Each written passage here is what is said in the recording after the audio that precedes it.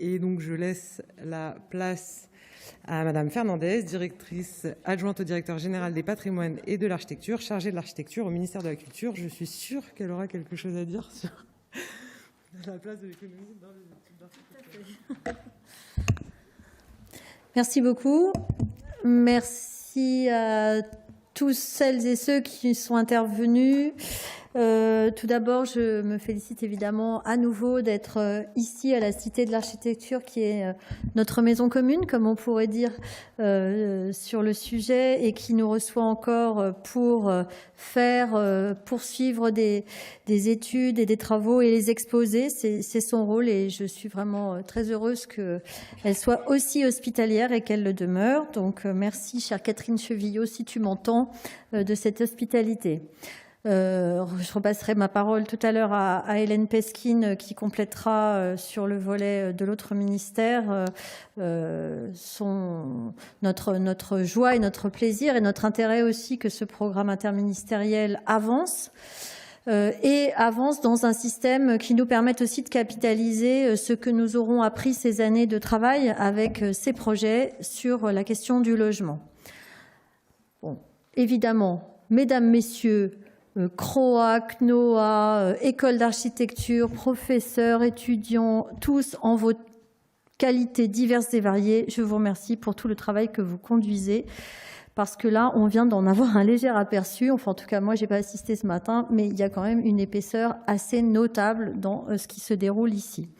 Alors, engagé, qualité, logement, demain, on le voit, il y a quand même pas mal de choses. Moi, ce qui me frappe aujourd'hui, c'est ce sujet de la qualité tel qu'il commence à apparaître dans une sorte, et merci Anne d'en avoir fait aussi un inventaire presque raisonné, une sorte d'enjeu multidimensionnel et paradoxal. On est en grosse difficulté quand même pour définir la qualité de l'architecture, même si c'est notre mission. Enfin, je le dis assez simplement. Qualité de l'architecture, on nous demande toujours c'est quoi et on passe notre temps en fait à se poser la question. Donc aujourd'hui encore, on va se la poser. Et ce que je vois aujourd'hui, c'est que c'est quand même une chose un peu paradoxale. Vous avez parlé de critères de qualité tels que la participation des habitants. Sur un sujet comme le logement, c'est à la fois évidemment un enjeu crucial, mais très paradoxal, car nous allons participer à la création de logements et nous allons ne pas pouvoir faire perdurer notre vie par rapport à la vie du logement. Donc en fait, nous participons à la création de logements que nous n'habiterons pas et nous sommes donc aujourd'hui dans une sorte d'injonction amusante de mise au défi des habitants de prédire ce que vont être les demandes des autres. Même chose sur la question du développement d'espaces communs, partagés, attentifs aux usages, dans une logique de recherche de logements abordables. Là aussi, développer tous ces espaces sans développer les financements nécessaires à leur bonne création, c'est assez intéressant comme paradoxe. Comment faire des économies en faisant plus d'espace? Évidemment que c'est la question du logement. Enfin, et ça a été abordé aussi par Anne, moi je trouve intéressant qu'aujourd'hui on aborde aussi la question des spatialités et de l'innovation spatiale parce que en tant que directrice en charge de l'architecture au ministère de la Culture, ce qui va m'intéresser aussi, c'est ce que tous ces processus économiques, sociaux, expérimentaux font à la forme du logement et à l'architecture du logement. Donc, toute cette question des spatialités, il me semble que c'est aussi ça que nous devons faire émerger de ce programme. Donc, tout ça, globalement, est une affaire très compliquée. C'est bien pour ça que ce qui est aussi en jeu ici, c'est d'en faire un outil de recherche appliqué, mais quand même de recherche, au sens où l'on définit les intervenantes de cet après-midi, c'est-à-dire de quelque chose qui répond à des méthodes, qui répond à des sujets de mise en question, à des hypothèses, à des vérifications et qui fait appel à des personnes qui sont professionnelles. Et donc, je fais que me réjouir, évidemment, que les écoles et et toutes les personnes qui sont dans les labos de recherche et les étudiants s'engagent dans ce programme parce que c'est aussi ça le défi. faire du logement aujourd'hui, c'est pas que faire des chantiers de logement divers et variés, c'est aussi faire émerger en avance, si possible, ce qui se joue sur la question du logement dans notre société. Surtout que c'est difficile de produire du logement en France aujourd'hui, si j'ai bien compris. Donc, il y a matière à penser. Enfin, du coup, je conclurai par l'enjeu, vous l'avez compris, de la capitalisation. On a perdu Jacques Lucan la semaine dernière. Il parlait de rattraper le temps perdu, notamment sur la question du logement. C'est ça aussi, la capitalisation. C'est ne pas additionner les temps perdus. Donc aujourd'hui, je vois que ça commence à émerger et les petits cahiers qui sont à notre disposition aujourd'hui sont les premiers produits de cette capitalisation et c'est vraiment extrêmement important. Je crois aussi qu'il ne faudra pas oublier dans ce processus de capitalisation la reglobalisation et se retourner sur l'ensemble des questions qu'on s'est posées au départ, pas seulement sur l'analyse de certains sujets, mais reglobaliser les questions, comme ça a pu être fait aussi là, finalement pour voir comment on peut généraliser un certain nombre de choses. C'est aussi ça l'objectif de la recherche, hein. C'est comment, à partir des 97 expériences, on va pouvoir faire de la généralité ou pas. Généralité dans un meilleur apprentissage du brevetage ou de la latex, généralité sur les rapports entre économie de production et réalisation finale. La mise en balance que vous évoquiez au début m'intéresse beaucoup. De quoi on part, à quoi on arrive dans des programmes expérimentaux. Donc tout ça, c'est les enjeux de demain. Alors, je vais répondre évidemment sur la question de la culture économique parce que ça, c'est la petite incise que je voulais faire. Évidemment que c'est central de comprendre quel est le système de production dans lequel on s'insère quand on est un professionnel, notamment quand on est dans une économie capitaliste. Ça, c'est encore plus central. Donc évidemment que pour les étudiants en architecture, pour leurs enseignants, c'est hyper important de suivre aussi les bouleversements de cette économie, puisque ce qui nous arrive, c'est que non seulement le climat change, mais les conditions de production changent aussi. Donc je souscris tout à fait à ce que vous venez de dire. C'est d'ailleurs la raison pour laquelle Ingrid Napi va intervenir auprès de l'école de Malaquais à partir de cette année, raison pour laquelle se développent aussi des masters maîtrise d'ouvrage dans certaines écoles. Je voudrais quand même, et sans ironie, dire que j'aimerais aussi beaucoup que les gens qui s'occupent d'économie s'intéressent à la façon de faire de l'architecture et ce que c'est qu'un acte économique et créatif qu'est l'architecture. Et donc, je suis prête à faire une joint venture entre les écoles qui s'occupent d'architecture et les écoles qui s'occupent d'économie pour qu'on apprenne à mieux se connaître chacun pour pouvoir mieux travailler ensemble. Voilà. Merci beaucoup.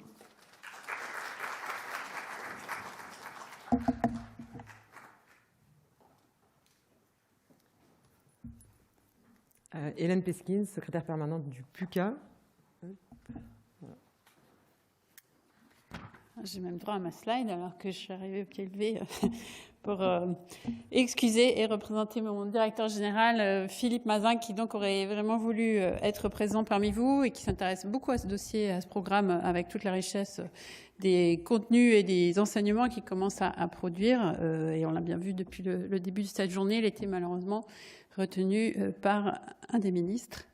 Mais comme il a été fortement interpellé, notamment dans la dernière table ronde, je pense qu'on va lui rapporter vos propos et la question de la complexité de la production de logements. Je pense qu'il n'en est pas tout à fait... enfin, il ne la méconnaît pas du tout, mais néanmoins, elle passe aussi par une simplification peut-être ou un affichage différent des politiques publiques.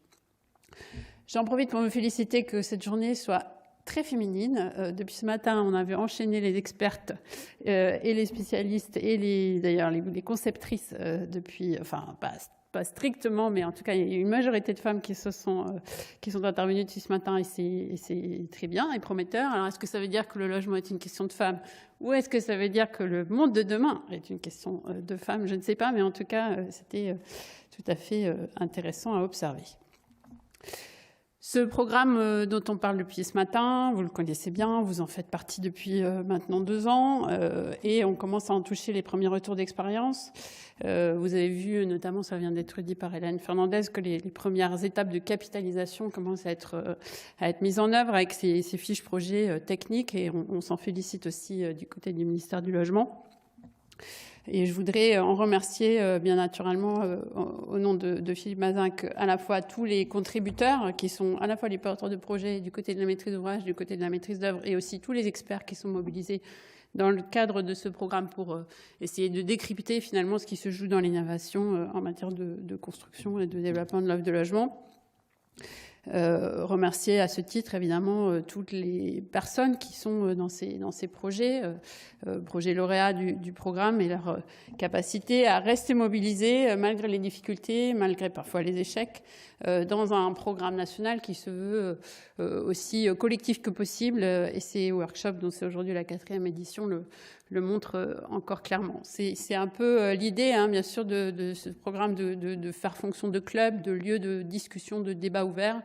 Et je crois que la journée l'a encore merci, bien entendu, mis en valeur.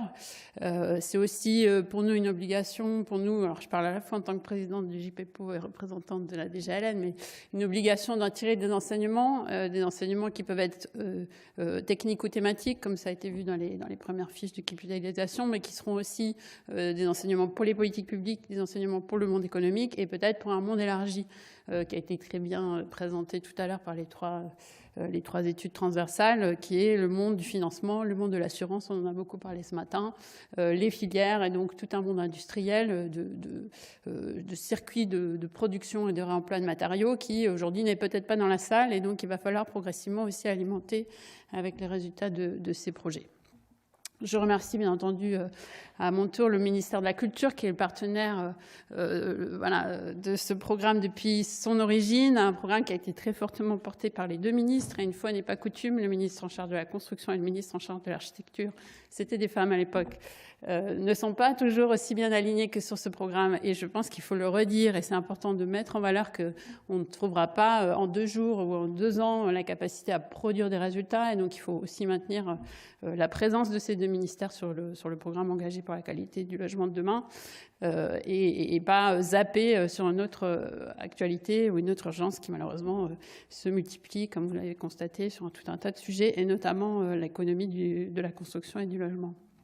Remercier bien sûr, comme ça a été fait par Hélène Fernandez, tous les partenaires du programme, financiers, techniques, administratifs, évidemment la Cité de l'Architecture qui nous accueille à nouveau aujourd'hui, et sa fidélité à ce programme, le Conseil national de l'Ordre des architectes, représenté par sa vice-présidente sous mes yeux, la Banque des territoires qui est un partenaire vraiment clé puisque c'est par la Banque des territoires que la plupart des expertises et des soutiens à l'ingénierie ont pu être déployés ces dernières années avec une efficacité quand même, une rapidité qu'on peut saluer bien entendu.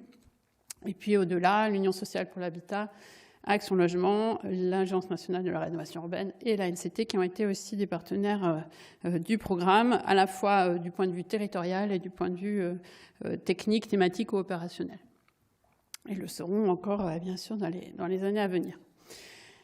Je reviens rapidement sur le contexte qui vient d'être présenté, en tout cas décrit par la table ronde précédente. Effectivement, ce programme prend place à un moment où la conjoncture est très difficile, alors que les enjeux sont immenses en matière de construction en général et en particulier de construction de logements, mais les marchés immobiliers du bureau ne sont pas tellement plus à la fête. Sans parler des marchés des espaces commerciaux, dont on parle aussi de la reconfiguration rapide. Et donc, cette crise du logement, ou ces crises du logement, puisqu'on a souvent des acceptions assez différentes de ce qu'il y a derrière cette crise du logement, se multiplient en ce début de décennie sous des formes qui sont à la fois cumulées et de plus en plus inquiétantes en termes de résultats. On a évidemment parlé de la hausse des taux d'intérêt, la difficulté à trouver du foncier abordable avec les outils qui commencent à émerger pour essayer de résoudre cette question-là, mais avec des effets en cascade sur d'autres partenaires et d'autres coûts qui sont à prendre en charge dans le développement de l'offre, les difficultés de commercialisation, les coûts de construction qui sont très élevés et là aussi les résultats des des premiers résultats, en tout cas des études, le montrent fortement, et c'est plutôt une inquiétude, pas seulement par rapport aux 97 projets qu'on observe dans ce programme, mais bien sûr au-delà, dans la capacité de la France à produire le logement dont les Français ont besoin, dans des conditions de confort qui sont satisfaisantes au XXIe siècle et avec les enjeux qu'on connaît en matière d'évolution climatique. Ces questions de rentabilité des opérations face à des coûts de construction élevés, ça a été soulevé par Anne Dorazio, elles semblent devenir des difficultés pour que ces opérations sortent. On a vu une augmentation du nombre de logements globalement sur les différents projets qui avaient été identifiés, et c'est sans doute pas indifférent en tout cas à cette question des coûts. Et puis évidemment, cette conjoncture, elle se place dans un moment de bifurcation fort de la question de l'aménagement et de la construction, avec la décarbonation du secteur et de toute la chaîne de valeur de l'aménagement, avec les engagements vers la sobriété foncière, la nécessité d'adapter les logements au vieillissement. Et c'est un sujet important, ça a été dit, très présent dans ce programme engagé pour la qualité du logement de demain. Et puis la priorité, bien sûr, d'accélérer le rythme et la part des rénovations dans le parc produit à l'horizon de 2030 et 2050. En tout cas mis sur le marché si ce n'est produit. Et puis il y a cette dimension de la qualité. Alors bien souvent, quand on est en temps de crise, on se dit que c'est peut-être pas la priorité, et je crois que ce programme montre au contraire que ça peut l'être et que ça n'est pas nécessairement antinomique. Il ne faut pas opposer le prix à la qualité. J'espère que les études transversales le montreront, qu'on peut faire de la qualité même en essayant de contraindre les coûts, ou justement en jouant différemment sur les coûts et les filières qu'on mobilise. Et puis cette qualité, elle ne se joue pas seulement dans l'instant de la construction ou de la production, mais aussi dans le temps long. Et donc les coûts à venir, les coûts de gestion, les coûts de rénovation qui sont intrinsèques à des logements ou à des constructions de faible qualité, il faut aussi commencer à les prendre en considération, d'autant plus dans une logique de temps long qui est celle de la transition écologique, dans laquelle on produit pour le temps long, justement, et dans une logique, disons, de réversibilité, de réemploi possible et de flexibilité des usages. C'est cet enjeu de la qualité, ce qui ressortait des rapports de Pierre-René Lemas, puis de Laurent Girometti et François Leclerc, qui ont été, entre autres, à l'origine de cet appel à manifestation d'intérêt, et qui ont tous mis en avant, avec Catherine Sabat, la dégradation réelle de la qualité des logements produits depuis plusieurs décennies, dans un débat qui en plus est parfois un peu faussé autour du nombre de mètres carrés par logement et par habitant en France, qui était élevé dans le stock, et qui finalement donne l'impression qu'il faudrait faire des logements plus petits pour réduire ce chiffre, en tout cas cette proportion, alors qu'en réalité, c'est plutôt dans les parcours résidentiels qu'il faudrait résoudre cette équation. Avec ce programme engagé pour la qualité du logement de demain, il y avait un enjeu fort de démontrer qu'il est possible de maintenir cette exigence de qualité. Encore une fois, faut-il savoir ce qu'on entend par qualité, comme le disait Hélène Fernandez, tout en répondant ou en essayant de répondre à l'urgence de construire. Et de construire partout. Et c'est la dernière dimension peut-être de ce programme, et ça a été encore très bien vu aujourd'hui, qui est sa diversité en termes de territoires mobilisés et donc de types de projets. On a parlé essentiellement de projets collectifs, c'est vrai, mais sur des terrains et des territoires vraiment très divers. Et ces différents projets qui contiennent à peu près 9000 logements s'ils se réalisent tous, ils font vraiment appel à des situations construites ou nouvelles de territoires très différents. On s'interrogeait sur la relation, ou en tout cas la place des ruralités tout à l'heure dans la production de logements. On voit bien que ce n'est pas seulement la question de quel type de ville ou quelle densité de ville ou quelle taille de ville accueille ces opérations, mais aussi l'articulation qu'il peut y avoir entre ces différentes tailles de villes, leur rapport au sol et leur rapport aux ressources par rapport à cette question de la construction, et c'est très fortement introduit par les projets du programme. Deux derniers points. Autre point important selon nous, je parle au nom de la Direction générale de l'aménagement, du logement et de la nature, c'est évidemment le passage à l'échelle. On voit bien que les premières fiches de capitalisation vont nous permettre de faire de la diffusion, de faire comprendre, de faire accepter, approprier un certain nombre de solutions et d'imaginaire nouveau du logement dans le panel des récipiendaires de ces travaux, qui peuvent être des maîtres d'ouvrage, des collectivités locales et des élus, comme des professionnels de la construction, depuis le concepteur jusqu'à l'artisan. Le gros enjeu, ça va être effectivement que ces différents enseignements, quand on les aura un peu plus structurés, soient diffusés, compris, appropriés. Je crois que c'est Marjane qui parlait tout à l'heure d'acceptabilité. Moi, je déteste ce terme d'acceptabilité parce qu'il a l'air d'être imposé de force aux personnes que nous sommes, d'ailleurs aux citoyens qui devraient répondre et se forcer à répondre à des enjeux qui seraient édictés par une forme de technostructure anonyme. Non, je crois que le sujet il est plutôt celui de l'appropriation, c'est-à-dire qu'on emmène, et ça a été dit beaucoup sur les enjeux de participation, qu'on emmène les habitants, futurs habitants ou futurs décideurs ou décideurs d'aujourd'hui à croire dans ces projets et à croire qu'ils sont faisables et réalisables. Reste à le démontrer et ça va être un des enjeux de la fin de ce grand programme. Et puis, on a un certain nombre de questions là qui touchent assez directement aux activités, aux politiques publiques de la Direction générale des GLN, qui sont celles de faire en sorte que les assurances acceptent de rentrer dans l'innovation, que les processus constructifs bas carbone se pérennisent, qu'ils soient soutenus. On a vu ce matin qu'il y avait des injonctions contradictoires sur la construction bois, par exemple. Et effectivement, on est parfois dans ces formes d'impasse ou d'incompréhension entre administrations qu'il va falloir réussir à lever. Je pense que les exemples très concrets qui ressortent de ces programmes sont l'occasion de faire la démonstration d'une incohérence, je ne cherche pas à jeter la pierre à qui que ce soit, mais d'une incohérence en tout cas dans les démarches qui sont celles des administrations centrales. Ça sera le rôle aussi de la DGLN, d'aider avec la Direction générale des entreprises notamment, l'accompagnement des filières et leur structuration, une fois que ces différentes solutions seront démontrées comme matures ou en tout cas comme utiles dans le grand panel des solutions bas carbone liées à la construction. Et puis, vous les avez vus tout à l'heure, je pense, lors du meet-up, dans la rencontre professionnelle qui a précédé la table ronde finale. Un certain nombre d'experts et de spécialistes métiers à la Direction générale de l'aménagement, du logement et de la nature peuvent répondre à vos interrogations, qui sont parfois des questions d'ordre juridique ou administratif. Et vous les avez, je pense, identifiées pour pouvoir les mobiliser à bon escient. Ces administrations, ces différents bureaux sont aussi très fortement associés, ils seront partis dans la salle, à la direction du programme. Ça me permet de saluer Lola Davidson qui gère ce programme de main de maître au GIP. Et nous serons aussi à leur côté pour essayer de soulever un certain nombre de questions ou de rassembler un certain nombre de questions qui pourraient interroger les cadres actuels de la production de logements. Pour conclure, je voudrais dire deux choses. D'abord, un plaidoyer pour l'expérimentation. Comme je suis la secrétaire permanente du PUCA, ça ne va pas vous surprendre, mais bon, il se trouve qu'on m'a donné la parole pour la conclusion, donc j'en profite. Je voudrais notamment dire à quel point ces dispositifs de partage d'expériences in vivo, in itinéré, sont essentiels pour bien comprendre où sont les leviers et les blocages de développement de solutions innovantes. Ce n'est pas facile de faire de l'expérimentation quand on passe quand on est dans des conditions réelles de projet. On voit bien quels sont les freins, comme on a parlé tout à l'heure, assurantiels, financiers, qui s'opposent finalement à cette dimension innovante.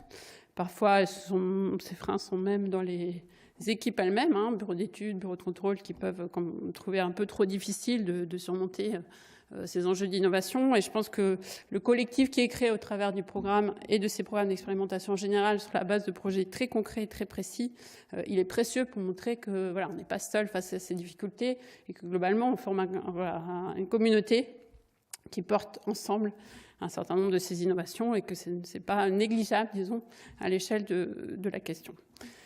Deuxième point de conclusion, c'est peut-être une manière de résumer les trois ambitions de ce programme EQLD. D'abord, vous dire que notre génération porte une responsabilité particulière par rapport à ces questions écologiques et environnementales qui traversent tout le programme EQLD. On ne pourra pas dire qu'on ne savait pas. Et donc, il faut qu'ensemble, on essaye de tout faire pour que ces enjeux socio-économiques et environnementaux du logement soient conciliés et conciliables.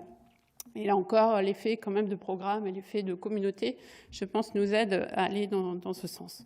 La deuxième ambition du programme EQLD, pour reprendre une phrase de Pierre Lévy tout à l'heure au titre de l'habitat participatif qui disait « il faut une imagination à la hauteur de son pouvoir d'agir ». C'est-à-dire pour des gens qui ne sont pas des spécialistes, il faut aussi les entraîner à se projeter différemment. Et je pense que c'est la deuxième ambition de ce programme, c'est de produire des imaginaires alternatifs. et donc de les rendre non seulement désirables, mais réalisables. Et on espère, en tout cas c'est l'espoir qu'on a, que ce sera démontré au moins pour une partie de ces projets à l'issue du programme. Et puis la troisième ambition, justement, c'est celle de la réalisation, et donc c'est l'impact que peut avoir un tel programme avec son cercle d'ambassadeurs, la communauté dont je parlais à l'instant, qui ne sont pas que des militants ou des inspirants, image qu'on nous renvoie souvent, mais aussi des gens qui doivent être convaincants et convaincre que c'est possible de surmonter un certain nombre de ces difficultés pour faire bifurquer ce monde économique vers de nouveaux modèles. Ce collectif, c'est vous. J'en profite donc pour vous remercier très chaleureusement de votre participation à cette journée. Sans vous, rien n'aurait été possible.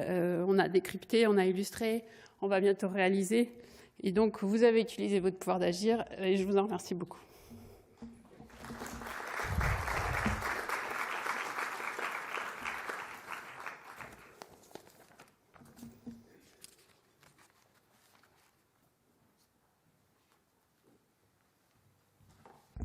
Hélène, si tu veux bien, reste sur scène. Madame la secrétaire permanente, installez-vous. Hélène Fernandez, si tu veux bien également nous rejoindre. Une fois n'est pas coutume, je me sors du pupitre parce qu'en réalité, c'est une petite surprise qu'on vous réserve parce que vous allez en réalité sillonner la France dans les prochaines semaines à la découverte aussi, aux redécouvertes des projets lauréats.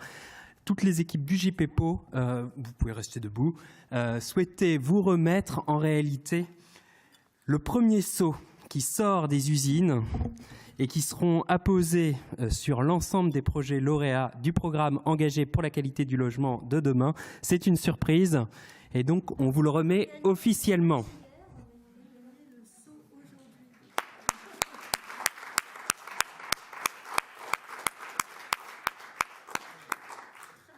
Voilà, seau qui a été réalisé par l'architecte designer Sylvain Dubuisson, fils de l'architecte Jean Dubuisson. Merci à toutes et à tous et très belle soirée.